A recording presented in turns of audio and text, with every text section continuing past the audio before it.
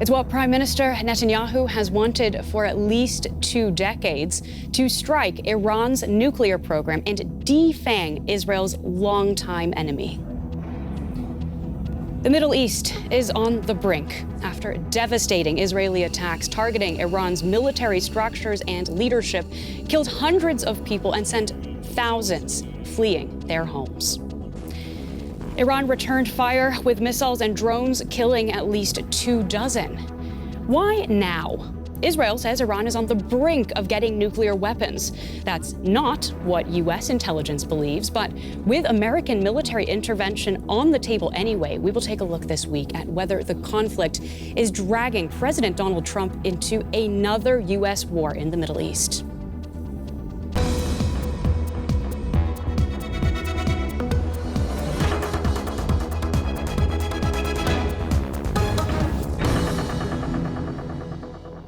I'm Claire Richardson in Berlin. A very warm welcome to you and also to our fantastic panel this week. Let's introduce our guests.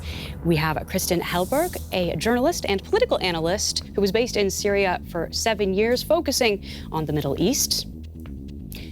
Hans-Jakob Schindler, Senior Director of the Counter-Extremism Project. DW's very own Shani Rosanes, who has been doing a lot of time with our news coverage over the past week. And joining us today from Barcelona, Iran expert Rima Mohammadi. Welcome to you all. Thank you so much for taking the time. Shani, Iran has said again and again that its nuclear program is for peaceful purposes. And clearly this is not something the Israelis buy. Can you tell us how much damage has been done over the course of the last few days to its program? Well, if you ask Israelis, a lot, but not enough. They feel like they have gone basically with their surprise preemptive attack right at the get-go. They got the main goal. They managed to dismantle most of the facilities and the ballistic missiles that they wanted for that very first. They still find more and more of them as the days progress. Definitely the great damage for the scientists, many of the scientists who were part of the Iranian nuclear sites and plan.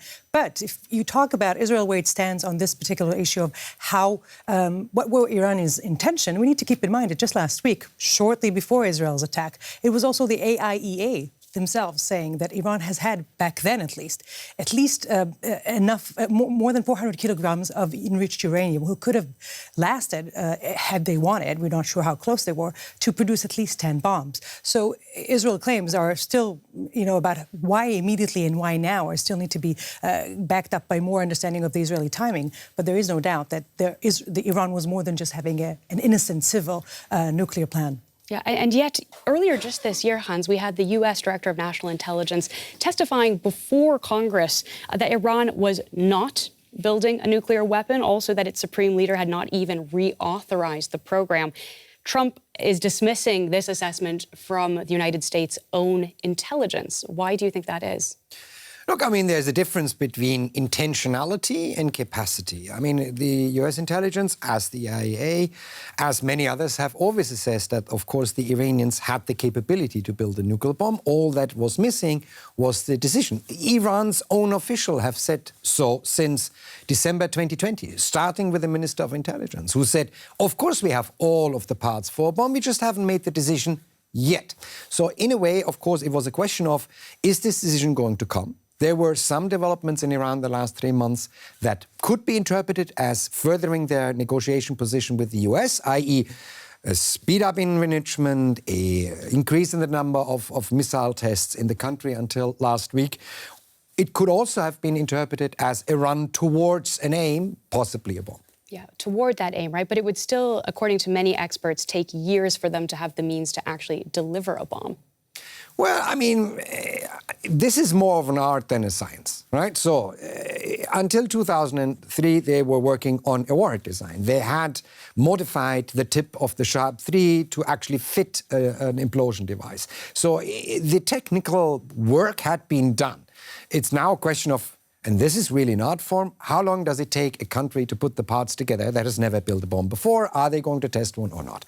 That was the big unknowns, and you can say it would be months, you could say it could be over a year, but years is definitely no longer the case. Yeah. I ask this partly because of the timing of why we're seeing this, which we'll come to in just a few moments. Also because it is a very high bar, right, for U.S. military intervention based on this intelligence and this set of facts. Rima, I hear echoes of Iraq in some ways, as someone who came of age in this political moment.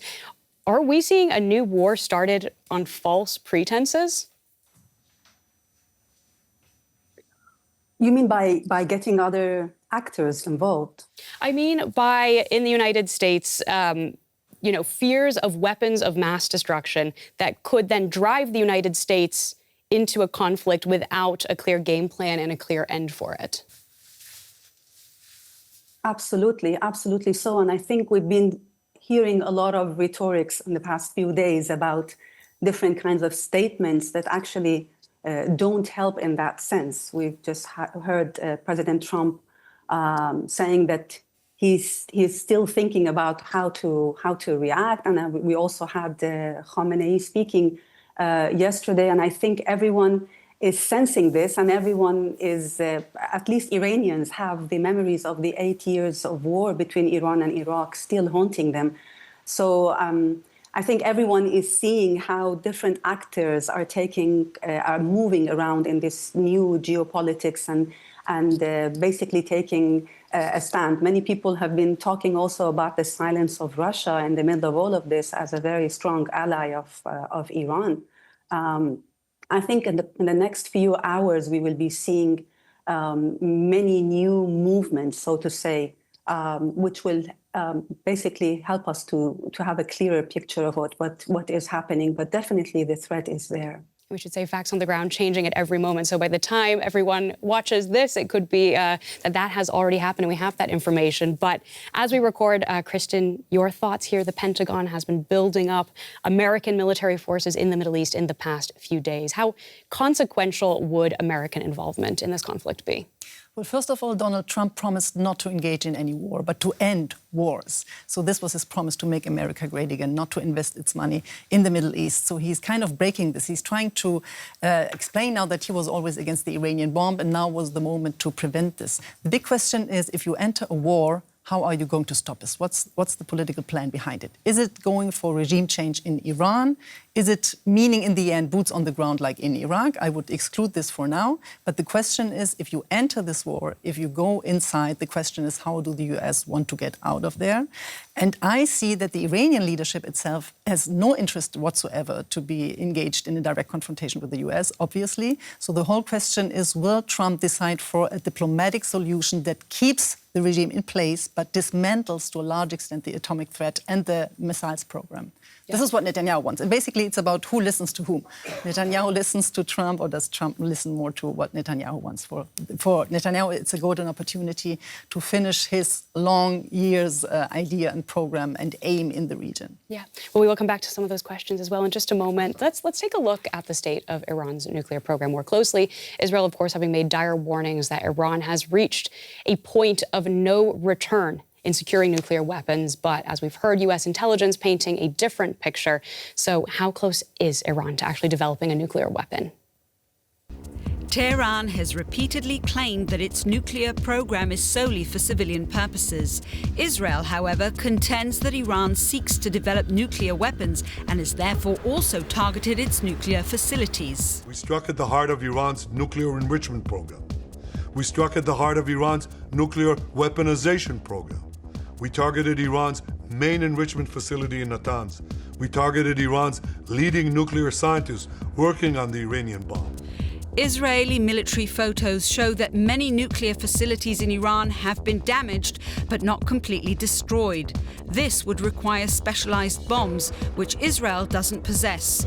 The International Atomic Energy Agency views attacks on nuclear facilities as extremely hazardous. I reiterate that any military action that jeopardizes the safety and security of nuclear facilities risks grave consequences for the people of Iran, the region, and beyond. Experts believe that Iran has several hundred kilograms of uranium enriched to 60%. However, this amount is insufficient for constructing nuclear bombs. Can Israel thwart Iran's nuclear program? So, Hans, at this stage, from a strictly military perspective, what do the Israelis need from the United States? What are they hoping to get from the Trump administration? Well, I mean, it's a question of how quickly you want this to be done and how effectively you want this to be done. Obviously, with US help, the number of strikes you could do in a day would increase manifold. But also there's a very good technical military reason to get the US involved, and that's the photo enrichment plant. Right? It's called the pilot enrichment plant in the IAEA level because it's smaller than Natanz, but it's inside a mountain. And every military expert says, if you're lucky, you can do this with the mother of all bombs. If you're unlucky, you will have to use a nuclear device to actually get into that facility. So that's the one thing where the Israelis neither have the ordnance, the bombs, nor the actual delivery system. That's a B-2 bomber. The only ones who can do that are the Americans. If photo stays in place, the Iranians have an enrichment program. And Kristin, we've been circling around this question, but let's come back to it. Why now? As we've mentioned, it seems like this idea of bombing Iran has been around for a really long time. Yes, I mean, for Netanyahu, it's a golden opportunity because the so-called axis of resistance that Iran had built up over the last 20 years basically lies in ruins, with Hezbollah very much weakened by Israeli attacks, with Hamas basically not existing to a very threatening extent, and the regime in Syria, the Assad regime, having been removed last December. So this whole threatening potential that Iran had built up is not there anymore. The life insurance in form of Hezbollah is not there anymore. So they are very much weakened. This was a good opportunity. It was ready to go from obviously from a Secret Service point position. It was militarily possible, and then you have some internal political arguments here and some external political arguments here. You have the internal situation within Israel, where Netanyahu is under a lot of pressure internally for not taking care about the hostages, not getting them back, but rather implementing his own plan for Gaza to resettle there, to reconquer Gaza, which is met with a lot of protests inside Israel and outside by its own allies. Even Germany, at the end, kind of criticizing the political or the military movements of Israel in Gaza. So this is a way to kind of close the ranks internally with the population inside Israel and externally with the very important allies of Israel. Yeah, German Chancellor Friedrich Merz having criticized what's happening in Gaza, but also having recently said, praised Israel's attacks on Iran, saying that it is doing the dirty work for everybody else. Shani, what do you make of this dynamic? Well, it's interesting. It shows you a little bit about a timing, how Israel within a week turned from almost a pariah state to a very cherished one, where it reminds also the world, not just the neighbors in the Middle East, but also other people in the world, the mightiness of Israel and what Israel has always seen as a very key pillar of its defense, which is deterrence, that it's reacquiring now by showing this strength, to the point, and we were discussing Trump, that even the Americans are actually falling in the charms of the Israel offensive, saying, well, they're so successful. It seems like our risk here, if we do join, is so minimal that maybe it's worth it for us to come and sort of cut the ribbon almost on this attack that Israel has orchestrated, and we have only given the last finishing boot and get enough credit for that. But the hesitation on the American side is because they're not quite sure this is only that there's left. It's not quite clear how much of the work has been done, and there's always the fear of, as Kristin said, you go in, you don't really know how you go out. And Israel, as we're seeing in Gaza, is very weak on exit strategies, and this is exactly the American fear now of being dragged into something much greater than it seems right now. Yeah, and Rima, do you see it the same way as that this could possibly be opportunistic for the Trump administration? I mean, it sounds like Trump warmed up to the idea of military intervention after Israel's initial attacks and seeing them as what he sees as a success, that this could be something that he could help take credit for. I think so too, because he actually started all of this by saying that he doesn't want a war. And I think it will be a great victory for him to kind of sustain this discourse that I can get so much done without actually a military intervention. But I think we also are seeing how this is changing.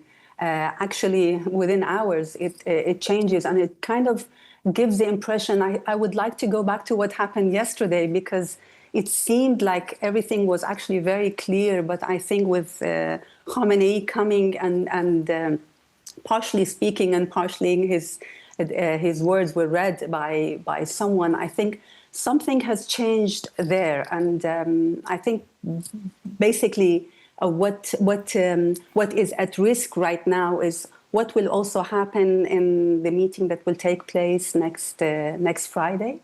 I think the position of Europe also will, in a way, determine how Trump would like to go ahead from now on. But I think it seems like everything has been decided, but I don't think it is so, or at least it doesn't show like that. Yeah. Yeah. So that meeting on Friday, of course, this news that foreign ministers from the UK, France, and Germany are going to be meeting with Iran's foreign minister in Geneva. And Rima, I'm just wondering if you could just elaborate a little bit on what you mean by a change in thinking in Iran. Where do you think it is positioned at this very moment regarding its appetite for war?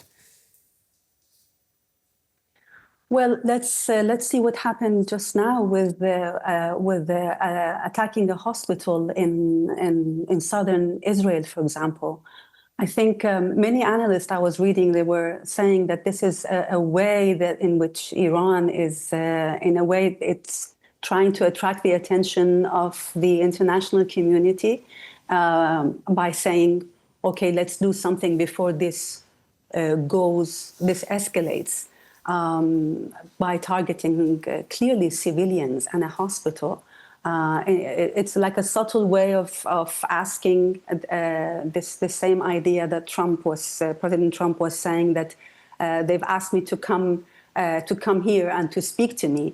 I think all of these different elements that are taking place from yesterday until now, I think they give us a clear idea of where Iran is heading to. It's heading towards coming back to the table of negotiation and speaking, because it clearly can see the danger of all of this and how it will escalate, and it will involve more and more attacks, not so much on Iranian civilians. I think this is the last thing that Iran cares about right now. But absolutely attacking the system itself and by killing Khamenei himself. Yeah, that's a really important point. Hans, it seems like Netanyahu's other goal, in addition to dismantling the nuclear program, is regime change in Iran. Are these two things that go hand in hand? I mean, in other words, is it required to get rid of the current regime in order to stop its nuclear development? The fundamental argument against dealing with the nuclear program in Iran militarily was always that should then this regime survive politically, it is very likely deciding then on experience that having a nuclear bomb is better than not having a nuclear bomb, and therefore will rebuild this program without international inspectors, without ability to negotiate about it. So you're practically forced to think about regime change if you are going after the nuclear program in a military manner. The problem with the current situation is there is no obvious plan or path towards a regime change in place. So what we are at best, and this is best in inverted commas, are seeing is regime collapse. Chaos in the country.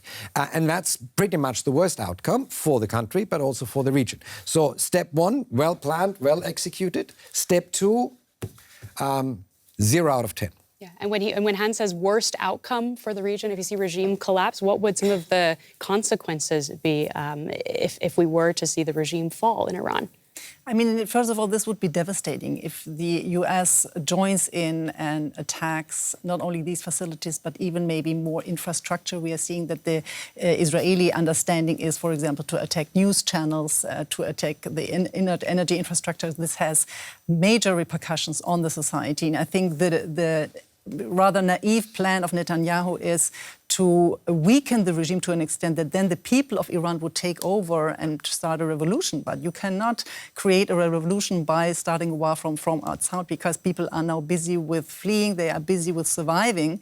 So they would ask for more support in other ways and not being liberated by the Israelis. So I think to opt for this idea that the Iranians now would finish the game and they would just topple their regime is rather naive. And the repercussion could be, I would completely agree with what Rima said, that this regime has a lot of interest to go back to the negotiating table. They could escalate. The only way they could escalate within the region would be through the Houthis and world trade in the Strait of Hormuz, in the Red Sea, to attack shipping there and then having a leverage to get back on the negotiating table, especially with the side on the Europeans and the meeting next week. Yeah, we're talking a lot about government efforts here, but the point you raise about what the people want and what they would possibly do is crucial here.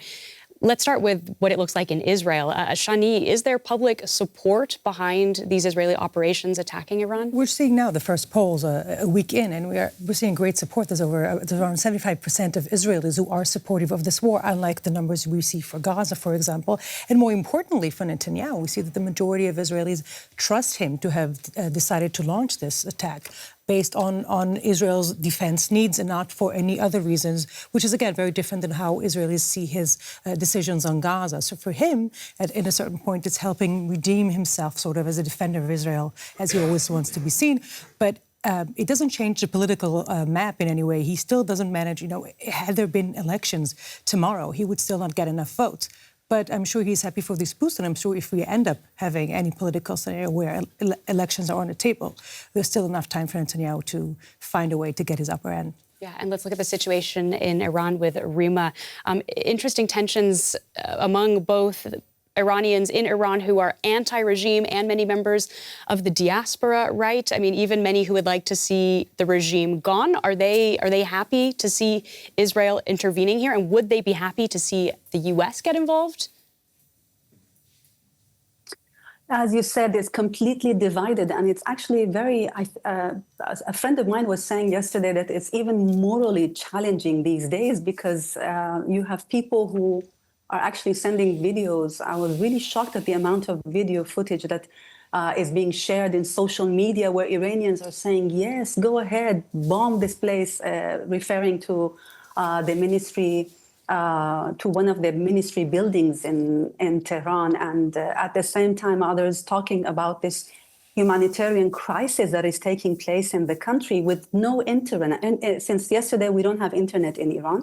So there's no way absolutely to know even about what places they should evacuate. And if you add to this crisis the fact that the majority of the Tehranis have actually left and are gone now to the northern part of the country with a serious shortage, problem with food shortage in the north of the country, then you realize really what is happening inside. Basically, you have a country where its people have gone many times out in the street protesting completely peacefully, and they've seen there is absolutely not even, they haven't managed to even negotiate anything with the regime, and all they got was arrest and killings and detentions and everything that we can actually see in these big human rights organizations' reports.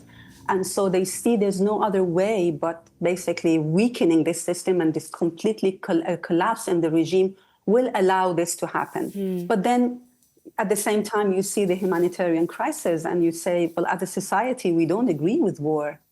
We should always say no to war because of the price that we are paying as a society. So it's really, really complex right now. If you voice your opinion, you get attacked by the others, and you immediately people start saying, well, you actually are in favor of the regime. So it's really difficult times right now internally. Rima, it's a really fascinating dynamic. Thanks for sharing it with us. We're coming up almost to the end of the show, so I want to return to our main question just briefly, which is whether the U.S.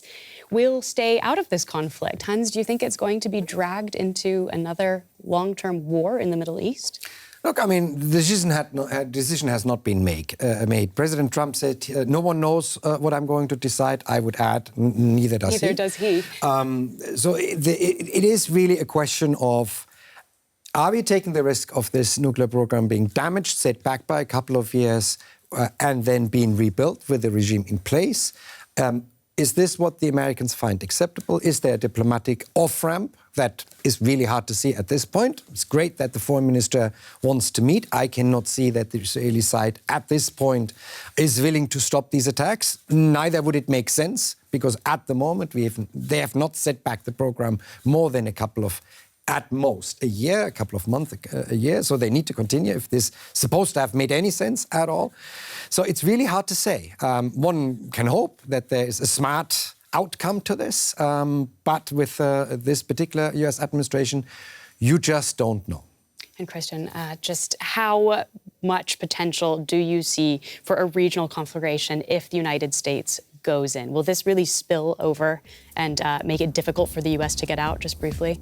I don't think any other country has an interest in a full-blown war in the region, especially the Gulf countries. Trump was at the Gulf countries months ago. They share the same vision of making business in a stable environment. So I don't think anybody's interested in this. So the U.S. will try to help a little bit, but maybe not be dragged fully in. And then the question is, will there be space for diplomacy? And this would need the whole countries, the Gulf regions, every other country, Lebanon, Syria, to be at the table to build a new security infrastructure for the Middle East, not only Israeli interests on the table. So we'll have to see which voices prevail. Thank you so much for adding yours to our conversation today. It's been a pleasure speaking with you all, and thank you for watching from home. If you liked our show, you can leave us a comment on YouTube if that's where you're watching. Send us an email, or you can find me, Claire Richardson, on social media. From the whole team working behind the scenes, thanks for joining us.